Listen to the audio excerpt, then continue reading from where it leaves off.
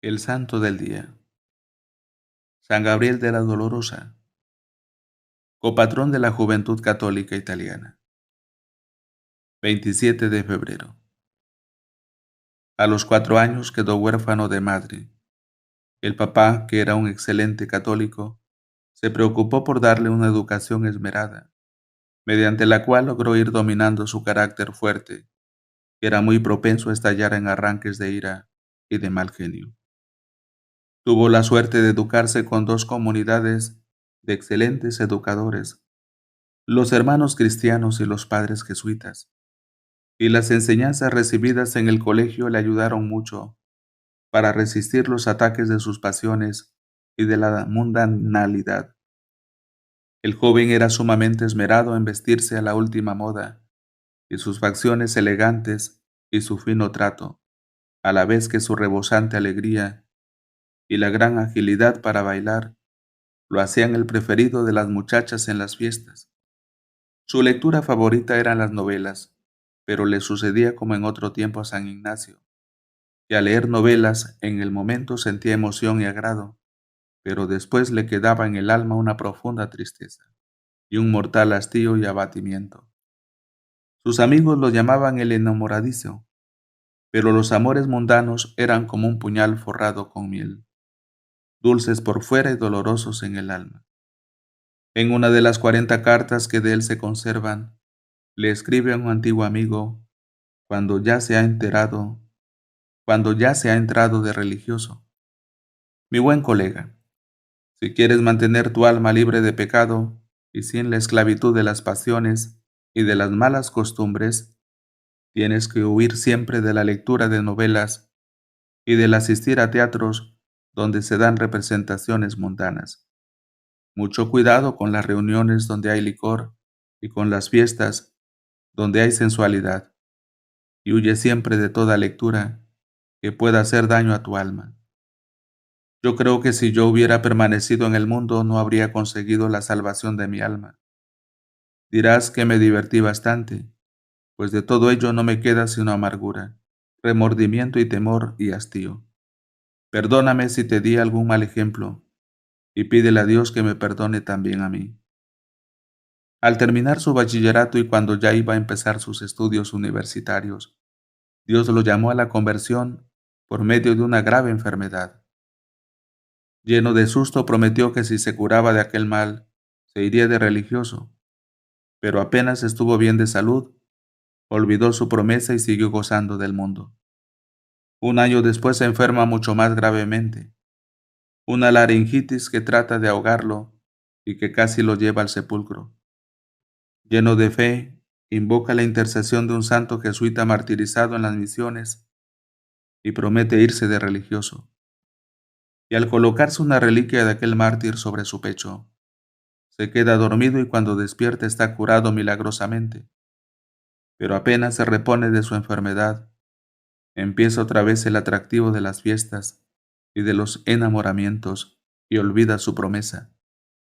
Es verdad que pide ser admitido como jesuita y es aceptado, pero él cree que para su vida de hombre tan mundano, lo que está necesitando es una comunidad religiosa y deja para más tarde el entrar a una congregación de religiosos.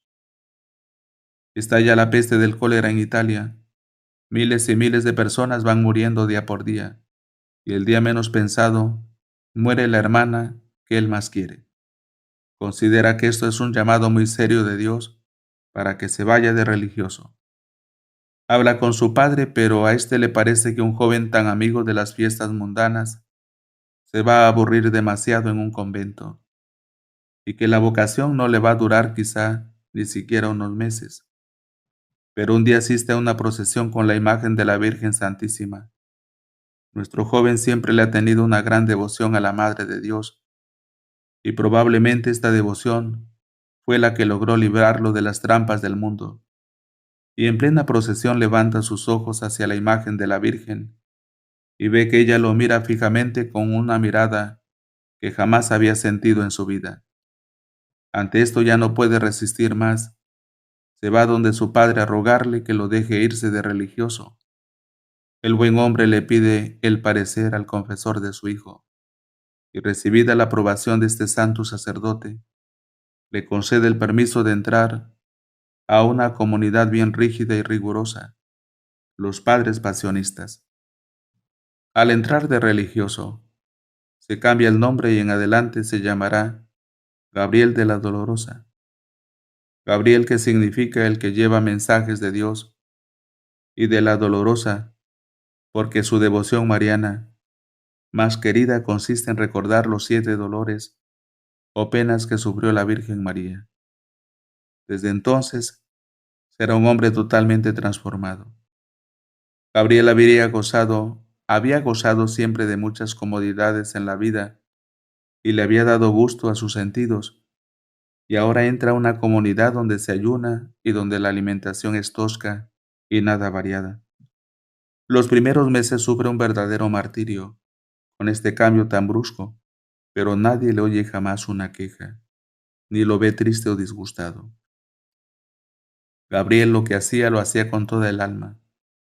Del mundo se había dedicado con todas sus fuerzas a las fiestas mundanas, pero ahora entrado de religioso, se dedicó con todas las fuerzas de su personalidad a cumplir exactamente los reglamentos de su comunidad. Los religiosos se quedaban admirados de su gran amabilidad, de la exactitud total con la que cumplía todo lo que se le mandaba y del fervor impresionante con el que cumplía sus prácticas de piedad. Su vida religiosa fue breve, apenas unos 6 años, pero en él se cumple todo lo que dice el libro de la sabiduría. Terminó sus días en breve tiempo, pero ganó tanto premio como si hubiera vivido muchos años. Su naturaleza protestaba porque la vida religiosa era austera y rígida, pero nadie se daba cuenta en lo exterior de las repugnancias casi invencibles que su cuerpo sentía ante las austeridades y penitencias. Su director espiritual sí lo sabía muy bien.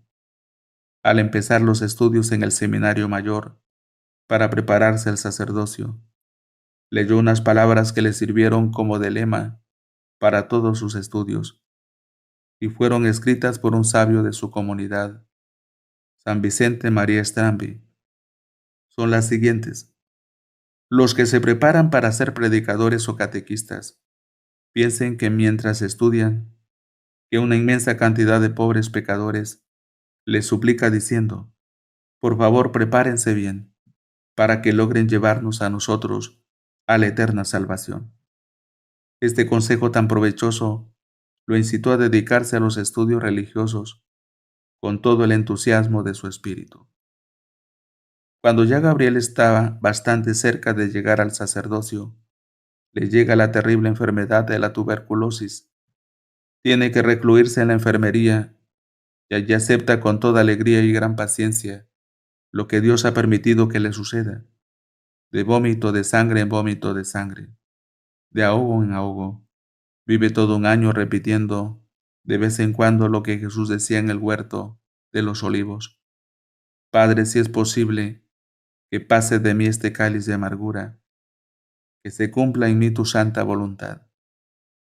La comunidad de los pasionistas tiene como principal devoción el meditar en la santísima pasión de Jesús, y al pensar y repensar en lo que Cristo sufrió en la agonía del huerto, y en la flagelación y coronación de espinas, y en la subida al Calvario con la cruz a cuestas, y en las horas de mortal agonía que el Señor padeció en la cruz, sentía Gabriel tan grande aprecio por los sufrimientos que nos vuelven muy semejantes a Jesús sufriente, que lo soportaba todo con un valor y una tranquilidad impresionantes.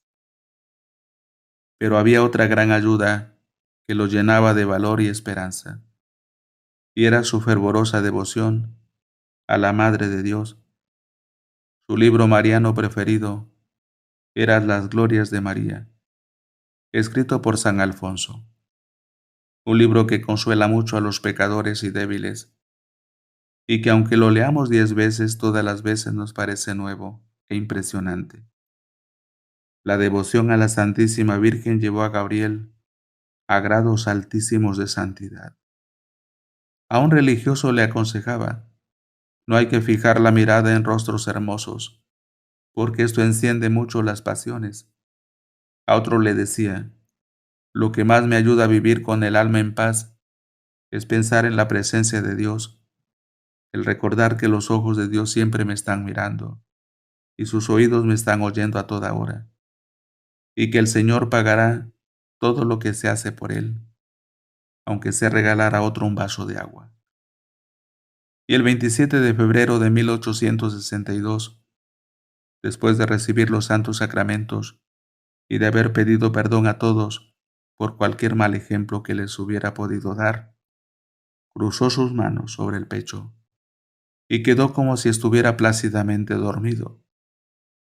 Su alma había volado a la eternidad, a recibir de Dios el premio de sus buenas obras y de sus sacrificios. Apenas iba a cumplir los 25 años. Poco después, empezaron a conseguirse milagros por su intercesión, y en 1926 el sumo pontífice lo declaró santo y lo nombró patrono de los jóvenes laicos que se dedican al apostolado.